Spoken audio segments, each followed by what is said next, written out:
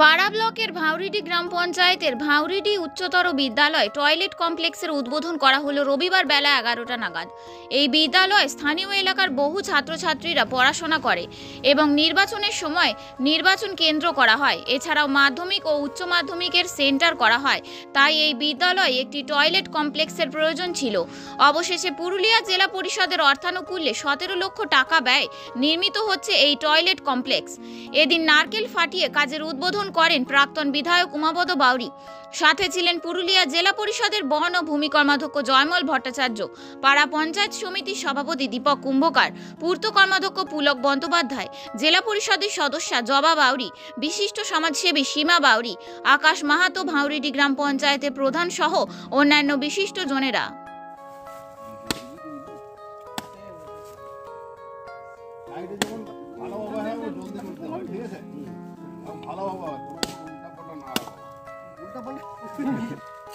ভাউরিডি high স্কুলে আমাদের একটা টয়লেটের শুভারম্ভ, যাতে জেলা পরিষদের থেকে আমরা 17 লক্ষ টাকা ব্যয়ে এই টয়লেট নির্মাণ করছেন। আমি জেলা পরিষদ সদস্যকে ধন্যবাদ জানাচ্ছি এবং আমাদের স্কুলে আরও যেন কিছু স্কিম আমরা পাই তার জন্য তার কাছে অনুরোধ রাখছি, যাতে আমাদের এশিয়ার বিল্ডিং এবং বাউন্ডারি কিছু অংশ আছে সেগুলো পূরণ হয়, এই অনুরোধ রাখছি আপনাদের।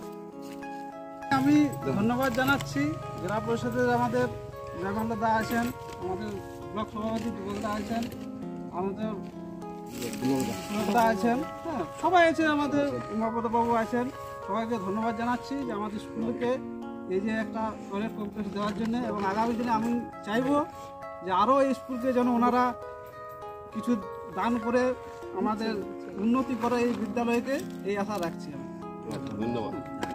আজকে আমাদের জেলা পরিষদের ফান্ড থেকে ভাউরিডি হাই স্কুলের টয়লেট কমপ্লেক্স নির্মিত হবে, আজকে উদ্বোধন হচ্ছে।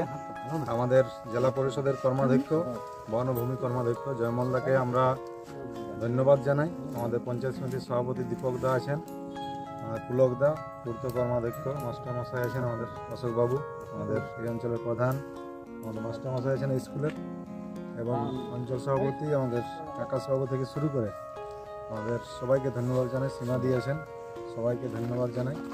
আগামী দিনে আমাদের এই টয়লেট কমপ্লেক্স ছাড়াও আমাদের এই বিদ্যালয়ে মাস্টারমশাই যেটা অনুরোধ রেখেছেন, এই বিদ্যালয়ে আরও যাতে কিছু করা যায় সেটা আমাদের সকলকে উদ্যোগ নিয়ে করতে হবে, এই বলে আমার বক্তব্য।